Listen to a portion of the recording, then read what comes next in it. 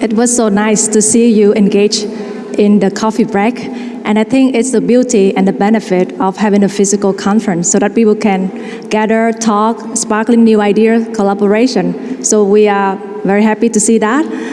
We also thank you for helping us continue the next part of the program. We still have, I would say, the most important section in the SeeRRI conference program, because this is where we showcase the result and outcome of SeeRRI project at territorial level.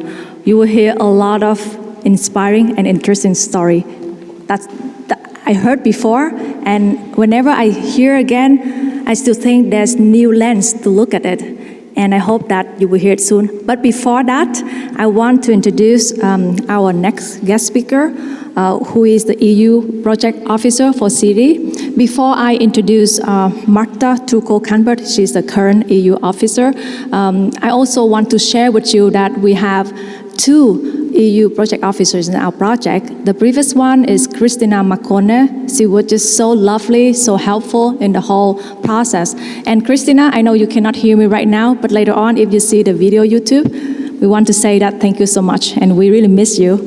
And we're also very lucky to have Marta with us. She's so supporting during the whole SeeRRI booklet, and whenever we have questions for her, she's always there and answer for us. And she's very kindly to agree to give us a presentation to show how SeeRRI fits in the new approach of the European research area.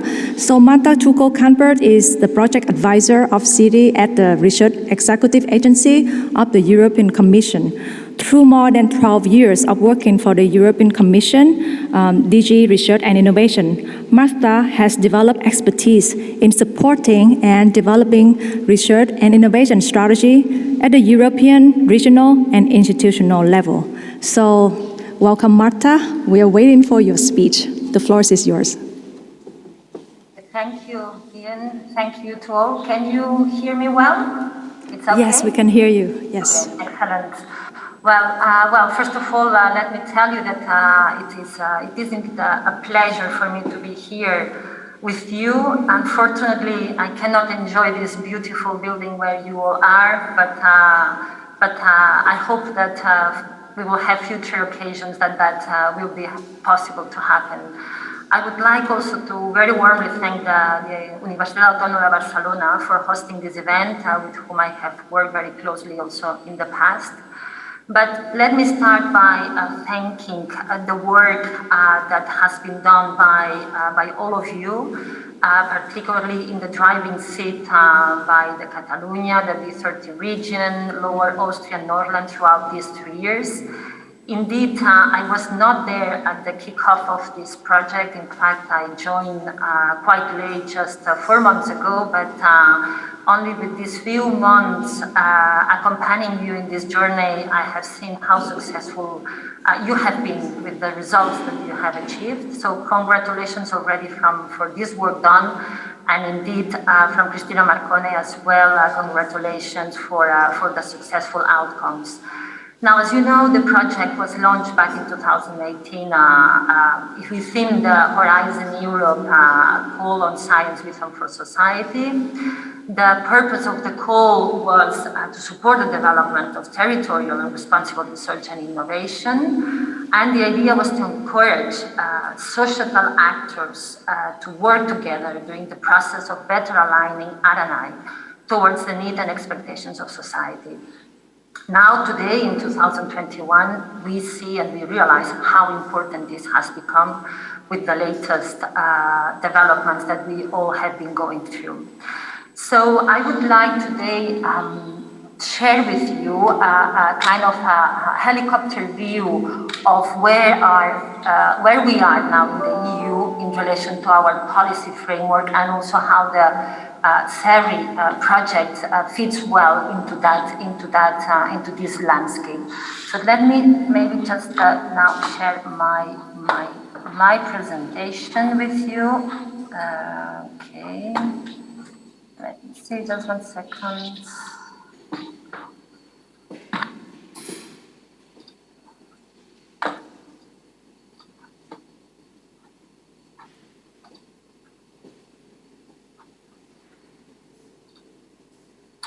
some reason it's not happening.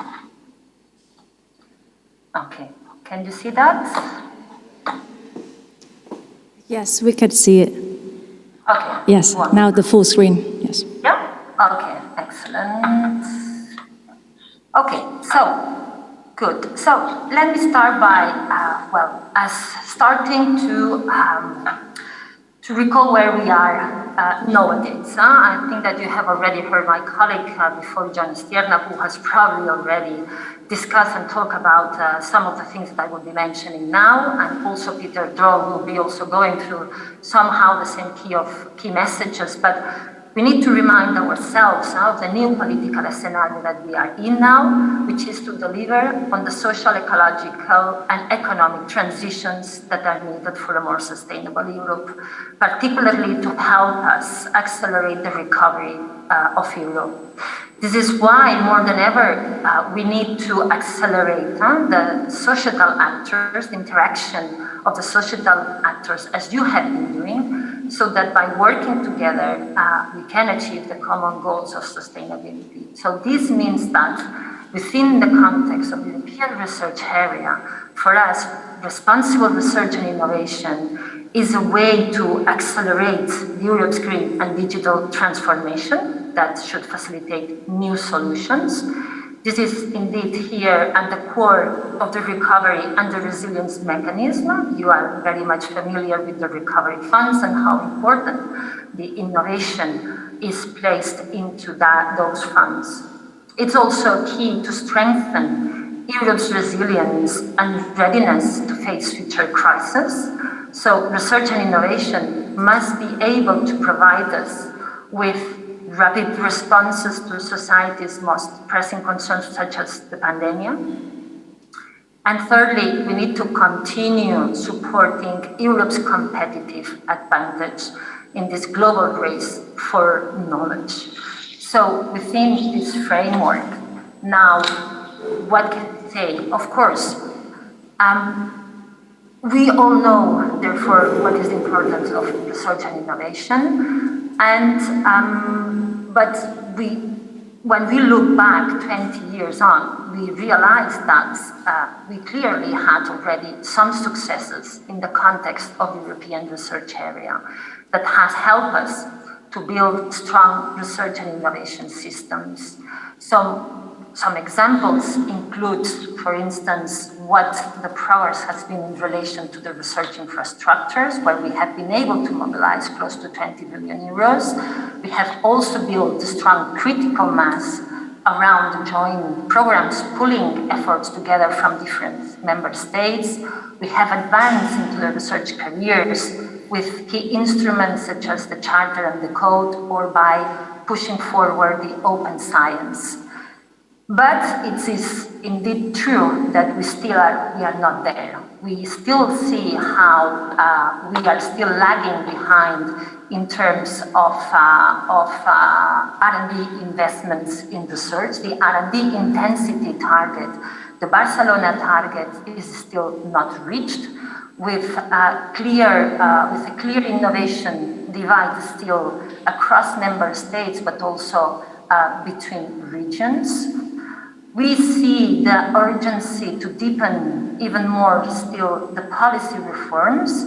Mostly these are conducted through the European semester, but we see how the recovery funds also can help us into that process, and how obviously we still need to continue supporting the competitiveness of the economy by better translating the research and innovation results into the economy. And no need to say, of course, that we're still far from reaching the gender standards that we would like to have, and still trying to better involve the citizens and the society throughout all the research and innovation process, as the efforts that you are doing here today and with this project. So on this basis of this understanding and awareness that although we have done progress and we still have some areas which need further improvement, we in the Commission adopted the Commission communication on the new era, so a new era for research and innovation. That was last year, and we built a new proposal to strengthen the European research area. Now, we built that communication on the basis of 4 strategic objectives, which build on the weaknesses that I have explained before. The first objective, we set the need to continue and even deepening the prioritization of investments and reforms. So here we have a clear goal here, which is to accelerate and lead the green and digital transitions and support the recovery. So with the Green Deal as our new growth strategy, we need to prioritize investments, facilitate and coordinate investments. So how we do that? We have very important instruments, as you know, in Horizon Europe. We have put in motion the 5 missions or the partnerships, or even other instruments such as the EIT that help us continue building this critical mass and bring together these resources towards common goals.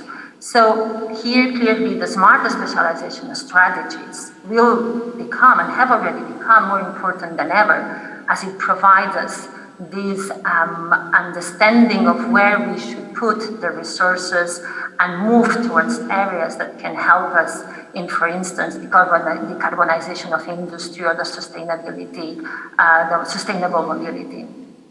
Now, we also have proposed to reaffirm the 3% Barcelona target, but also we have proposed to reaffirm it by giving it more directionality, so directing the investments towards the achievement of these common goals. The second objective that the communication proposed is the improving access to excellence. This is an objective that is mainly target at the member states with the lowest performance in R&D. So it includes a reinforced dialogue with member states to promote necessary reforms through available instruments such as the technical support instruments, the widening instruments, or the policy facility. The third objective was translating the results into an economic value. Again here, strengthen the competitiveness of Europe, and mainly through increasing and attracting more private investment and strengthen the local and the regional research and innovation ecosystems. So what is important here is that the R&D becomes more relevant for the industrial strategies and reinforce the industrial and technological sovereignty of Europe. And the fourth objective here tackles the deepening the era. So it's about the completing the more traditional single market single knowledge market. So we are tackling here the issues to reinforce the open science and general principle in Europe, reinforce the wider participation of citizens, continue working on research infrastructures with a better governance, continue working on gender equality plans, or in pushing a transformative agenda for the universities. So all this then, what happened since we proposed this communication, the Council adopted conclusions on the new European research area, and it endorsed this vision and supported most of the actions that were proposed. Earlier this year, we started working with the ERA Forum for Transition. This is a body that was proposed in the communication as a body that, together with RAC, will help member states to build a discussion on how now to implement and push forward the actions in the ERA communication. And, for example, one of the first milestones that have been achieved is the Pact for Research and Innovation.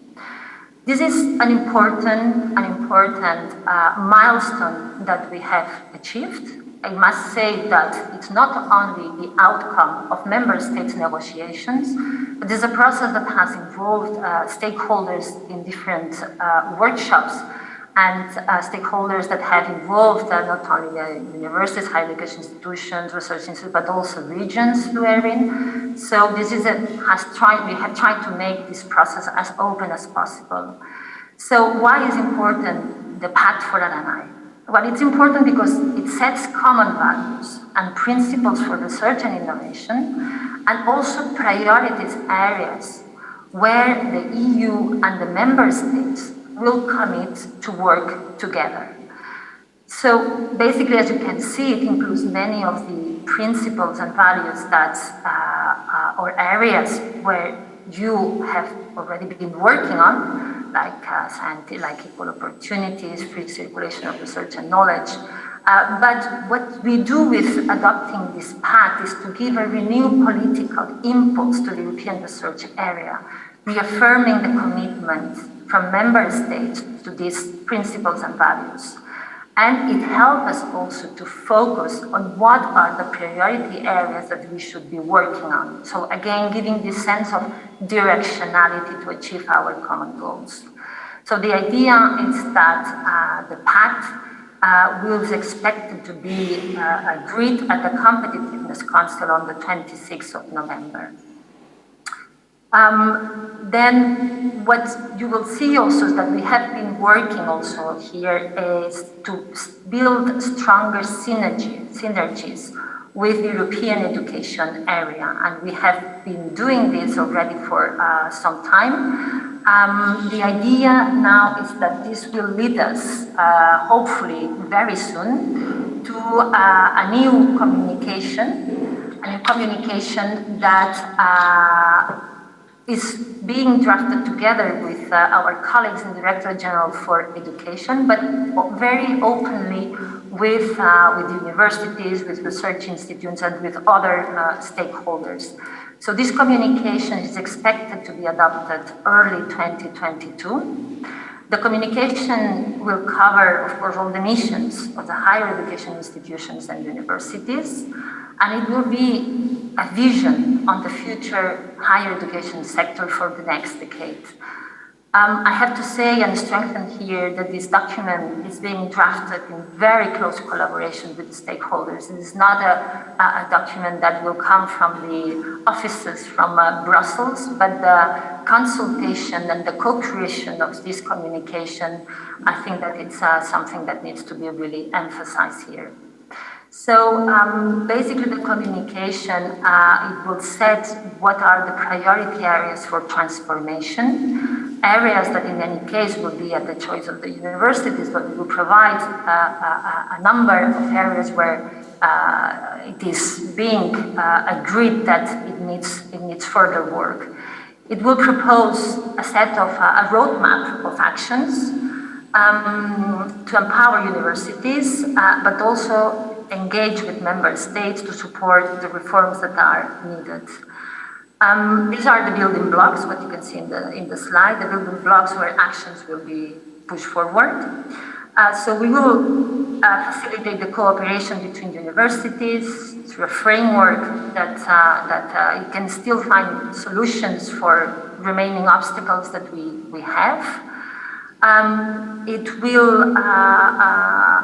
has a strong scope to strengthen the research performing capacity of the higher education, but also we understand that there is still a need to continue working on the reform of the research assessment. We want to support the universities also to be at the forefront of the green and the digital transitions. So one of the actions will most probably include the creation of a common digital platforms to safely store and exchange data from both research and education. It will offer support for a strong role of university sector on international cooperation and, of course, to continued support to the innovation ecosystems and help strengthening the cooperation between the business and the other sectors. And continue, of course, the values and principles like diversity and integrity will continue being at its core. So, as you can see, I mean, I do believe that the projects such as SeeRRI can make a change. It's true that unfortunately I joined the project very late, but the outcomes that you have achieved and seeing the partners that you have in this consortium do validate the willingness to move towards very much in line with with our agenda now at your level. You have put at the core, SeeRRI at the core of the smart specialization strategies, a new way of understanding growth, hence strengthening this element of directionality towards sustainability, towards resilience. I think that all the good practices and all the elements that you have identified in your project can definitely offer a vision and offer a good understanding of how things can be done for other regions in Europe. I see as well that you have already, or you keep collaboration with other projects in the same SWAF call, such as Terrifica, Cherries, or Digitarian. I see that there are contributions from these regions in the booklet, and congratulations, by the way, for this excellent outcome. So I'm sure that SeeRRI can inspire other territories in Europe on this path. So on my side, just to congratulate the work that you have done throughout this journey. And of course, from the Commission side, we always insist that we hope that by the end of the project, the success will continue, the efforts will remain, because that definitely will require still additional work to keep these outcomes alive and continue contributing to your agendas. So thank you for having me today, and well, of course, we can open a debate if you wish, but in any case, I'm sure that I will see many of you at the review in January, and we will see if that we'll be able to have it in Brussels, or we will do it as today. Yeah. Thank you. Yeah, well, thank you so much, Marta. We really hope that happened too, that we can see you. So.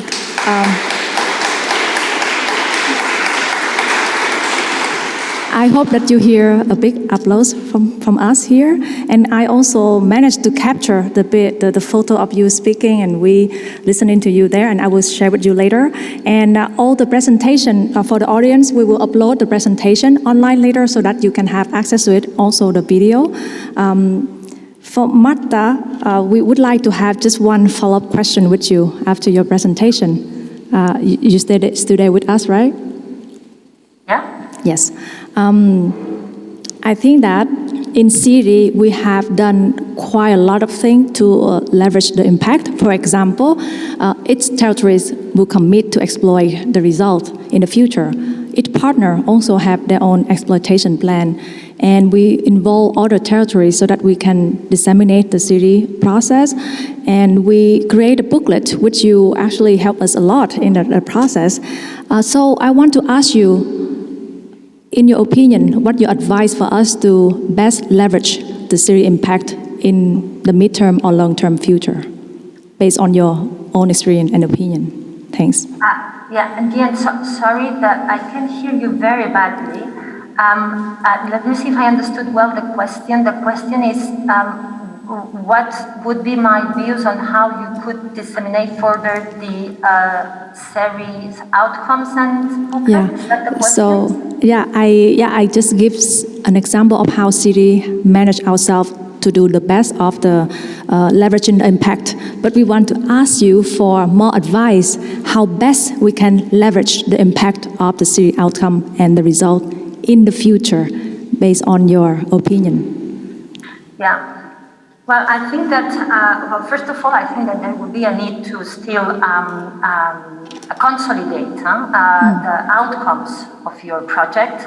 I believe that these policy changes require time. It's not only about designing new policies, it's then accompanying these policies with the endorsement by or the agreement or the engagement from all the stakeholders that are needed to make that happen. It will also require, as I mentioned before, the mobilization of the resources that are needed to support the priorities, to support the new vision. In any case, at EU level now, we are very much aware that we want to continue co-creating, co-designing policies, instruments together with stakeholders like you have done in that project. And we will offer several platforms where we'll be able to exchange practices and opinions. We are organizing events with the different coordinators and different stakeholders. But I think above all, what will be very important is that you try to see how you can be engaged in what I was mentioning before in the Pact for R&I. Because this Pact for R&I, this is really a novelty. It is really a novelty. It's not that we are bringing so many new things, but we are putting everything together for the very first time. And as I was mentioning before, we are revamping the political willingness and endorsement of these principles. And together with that, the Pact will now start working on the priority areas along the lines of the Commission communication, but what are the priority areas where member states want to focus on. And I think that project like yours can contribute to that discussion, both on the way that you have organized yourself, but also on what are your priority areas, what you want to see reflected at EU level. And you can do that in both ways. Either you liaise with your national representatives in the Forum for Transition, as I was mentioning before. But the Forum for Transition I was mentioning before, it will continue having events where it will listen to the views of the stakeholders.